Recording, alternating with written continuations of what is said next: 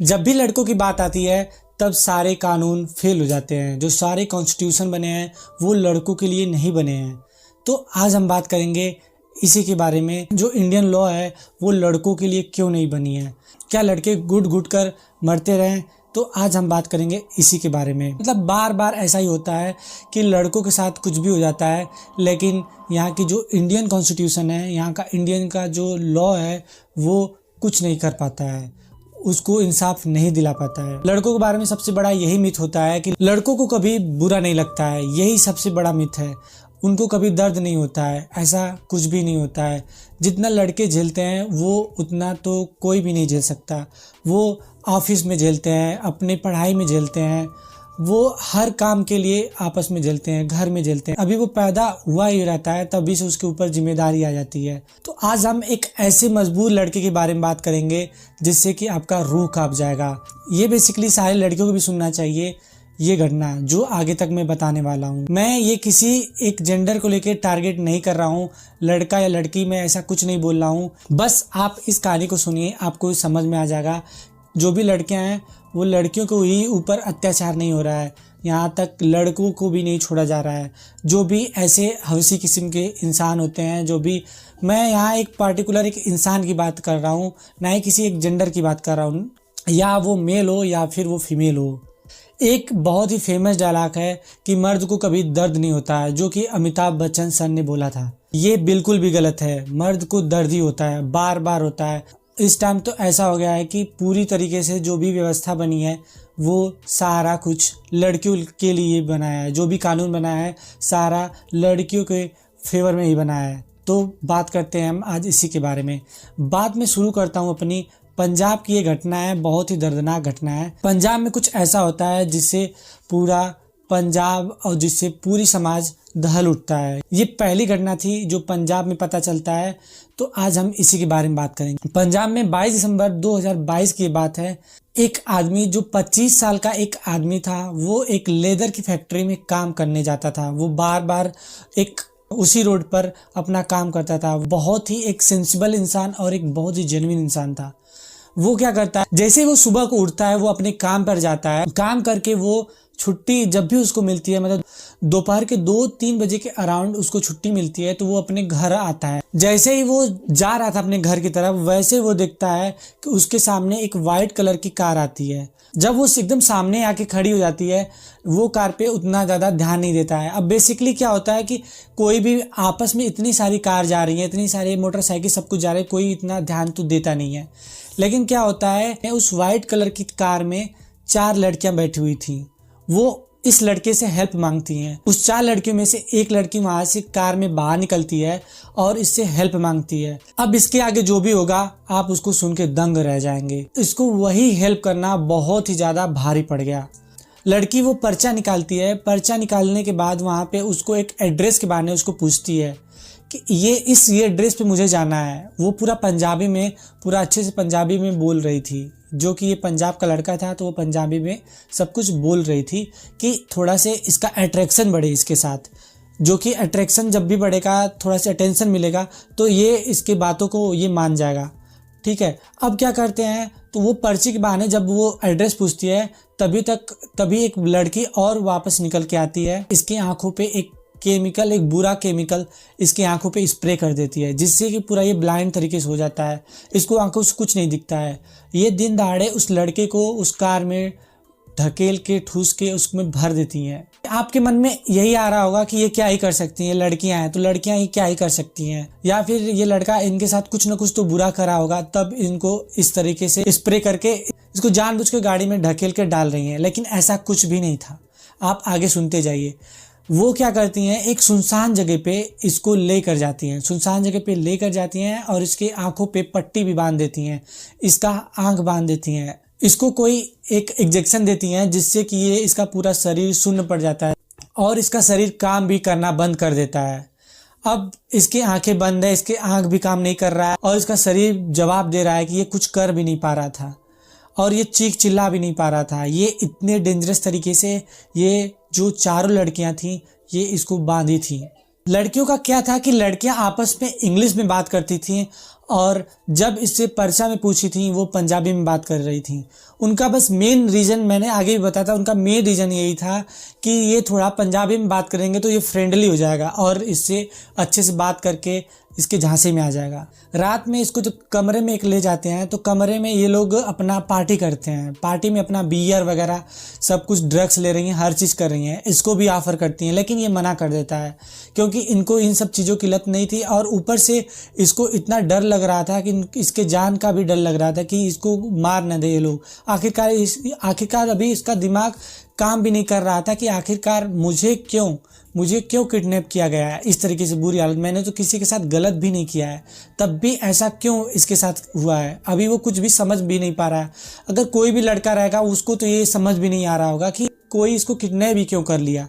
आगे ये ऐसा करती है जिससे कि इसका दिल दहल जाएगा। ये क्या करती हैं, उसके साथ बारी बारी से इसका रेप करती हैं। एक लड़की अभी रेप करती है उसका, फिर दोबारा दूसरी लड़की करती है। मतलब उसका जब भी आंखें खुलता है तब उसके साथ रेप हुआ रहता है। इतना घिनौना काम इन 4 लड़कियों ने करा रहता है। ये बात बहुत ही डेंजरस रहती है। अब क्या होता है, इस 25 वर्षीय लड़के के साथ कई घंटों तक रेप होता है और ये बेचारा इतना बेबस था, ये कुछ कर भी नहीं पाता है। अब ये लड़कियां क्या करती है, अपना पार्टी वार्टी कर लेती हैं, इसका सारा दुष्कर्म कर लेती हैं लड़के के साथ। तब इसे क्या करती हैं, हाथ बांधकर और आग बांधकर उसके बिना कपड़ों का इसको जंगल में एक सुनसान जगह पे छोड़ देती हैं।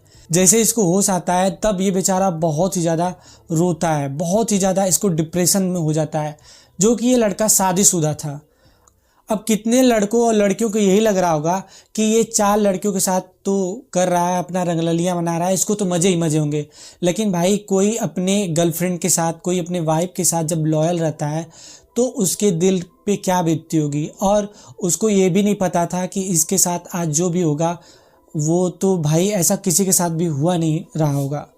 तो वो इस डर की वजह से अब वो अपनी वाइफ को कैसे फेस करेगा, कैसे क्या बोलेगा, ये तो उसको समझ भी नहीं आ रहा था। वो डिप्रेशन में जा रहा था। उसको यहाँ तक भी मन करता है कि वो एक सुसाइड कर ले। आगे मैं बताऊंगा, वो अपने इंटरव्यू में ये सब बातें बोलता है। वो क्या करता है, जैसे तैसे वो अपने घर पर पहुँचता है। घर पे पहुँचने के बाद वो अपने वाइफ को सारी बातें बता देती है।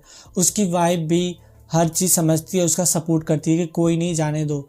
वो बोलता है कि मैं अपने लिए जो भी आरोपी हैं उनको सज़ा सुनाऊंगा, लेकिन वाइफ उसकी मना कर देती है कि समाज में लोग क्या कहेंगे, सोसाइटी में क्या कहेंगे, तुम एक लड़की हो, तुमको लोग क्या बोलेंगे कि तुम एक लड़की के हाथों से तुम्हारा ऐसा हो गया तुम्हारा। तो लड़का मान भी जाता है कि अच्छा ठीक है, मैं नहीं कर रहा हूँ। तो कितने लोग को यही लग रहा होगा कि भाई लड़का है तो क्या ही है कि साहब हो गया इसको, तो ऐसा इसके साथ कुछ बुरा भी नहीं हुआ। लेकिन एक लॉयल लड़के को कितना बुरा लग सकता है वो एक लॉयल लड़का ही समझ सकता है। अब तो ये बात मान जाता है तो किसी को कंप्लेन नहीं करता है, लेकिन इसको अंदर ही अंदर बातें खौर रही थी। इसको बुरा लग रहा था, इसको दर्द हो रहा था। अब ये क्या करता, अब ये इसका एक दोस्त था जो एक रिपोर्टर था, एक लोकल रिपोर्टर था, उसको सारी बातें बताता है। उसका दोस्त ये सुन के दंग हो जाता है। जो मैंने बातें बताई वो सारी बातें बताता है। और इसका मैं नाम अभी तक इसलिए नहीं बताया, वो अपना नाम किसी को नहीं बताता, उसको हाइड करने को लिए बोला था। ये इतना ज़्यादा ब्रूटल था बेचारे, मतलब वो उस लड़के के ऊपर क्या ही बीती होगी। अब क्या होता है कि ये पूरा कहानी वो रिपोर्टर जो उसका दोस्त था उसको बोला था कि ये मेरा नाम छिपाए, ये कहानी सबके सामने आनी चाहिए, जो क्राइम है वो सबके सामने आनी चाहिए। अब बातें इतना ज़्यादा फैल गई उस टाइम, जो भी न्यूज़ वाले थे सारे लोग इस न्यूज़ को कवर करने लगे। अब पुलिस पे भी प्रेशर आने लगा। पुलिस यहाँ पे यही बोलती है कि जब जो विक्टिम है अगर वो नहीं कन्फेस करेगा कि मेरे साथ अपराध हुआ है, कौन कौन किया है, तो वो कैसे उसके हेल्प कर सकते हैं। सब कुछ छिपा कर ही करना चाहता है। अब पंजाब पुलिस बैठने वालों में से तो थे नहीं। अब इतना बड़ा अपराध हुआ है, उनको ये भी डर था कि ऐसे जो भी इन्हें खुले आम घूम रही हैं लड़कियां, जो 4 लड़कियां थी, वो किसी और भी ऐसे मासूम लड़के के साथ ऐसा कुछ कर न दे। इस वजह से वो सुओ मोटो इन्वेस्टिगेशन करते हैं। आपके जानकारी के लिए बता दूं, सुओ मोटो इन्वेस्टिगेशन वो होता है जिसमें आप अगर FIR भी नहीं करते हैं, आप कंप्लेन नहीं करते हैं, तब भी पुलिस अपने तरफ से जांच कर सकती है। ये जब बड़ा केस होता है, जब कभी कोई कंप्लेन नहीं करता है, जानबूझ के नहीं करता है, अगर डर के मारे नहीं करता है, तो सुओ मोटो इन्वेस्टिगेशन करती है पंजाब पुलिस। बहुत करती है, छानबीन करती है, लेकिन उनका पता नहीं चलता है। अब ऐसे में क्या होता है, इसको कोई भी सज़ा भी नहीं मिलती है। वो लोग अपना आराम से घूम रही थी सारी लड़कियां, और ये बेचारा कुछ कर भी नहीं पाया। अंदर ही अंदर घुट घुट के जी रहा था। सब कुछ इसकी आंखों सामने चला जा रहा था, ये कुछ कर भी नहीं पाया। और पुलिस यहाँ तक सब कुछ चेकिंग वगैरह सब कुछ करती है, उसको कुछ नहीं मिलता। लड़कों का यही है कि उनको कोई मतलब लॉ भी नहीं बनाया है कि इन सब चीज़ों पे इसको कोई अगर लड़की मिल भी जाती तो उसको कोई सज़ा मिलती, ऐसा कुछ भी नहीं था। आपको इससे यही समझ में आ गया होगा कि इस टाइम ऐसा सिचुएशन हो गया है, ना ही कोई लड़का सेफ बचा है, ना ही कोई लड़की। ये कितना दर्दनाक घटना थी। अब यही बात अगर कोई लड़की के साथ ऐसा हो गया होता तो पूरा समाज उसके साथ खड़ा हो जाता, लेकिन लड़कों के साथ कोई भी नहीं खड़ा था। ये कितना ही दोहरा यहाँ का इंडियन लॉ है और यहाँ का समाज है। मतलब कि ना ही कोई लॉ बना है, ना ही ऐसी सोसाइटी है जो कि लड़कों का सपोर्ट करती। मैं किसी एक जेंडर को लेके ये नहीं बोल रहा हूँ। यहाँ पे सब जिसके भी साथ बुरा हो, न्यूट्रल फैसला हो, एक न्यूट्रल लॉ आए। ऐसा लाया भी गया था जब ये निर्भया कांड हुआ था, तब ऐसा लॉ लाया गया था। लेकिन कुछ जो औरतें थी उनको बहुत बुरा लगा कि लड़कों के साथ क्या ही बुरा हो सकता है, फिर ये लॉ नहीं लाया गया। लेकिन एक एक्ट ऐसा है जो प्रॉक्सो एक्ट में यही है कि अगर 18 साल का या वो लड़का हो या लड़की हो, उसको कोई भी अगर उसके साथ कोई भी दुष्कर्म होता है, कोई भी चीज़ें गलत चीज़ें होती हैं, सज़ा मिलेगी ही मिलेगी, चाहे वो लड़का हो या लड़की हो। लेकिन 18+ वालों के लिए क्या, वो उनके साथ कुछ भी होगा क्या, उनके लिए कोई कानून नहीं है।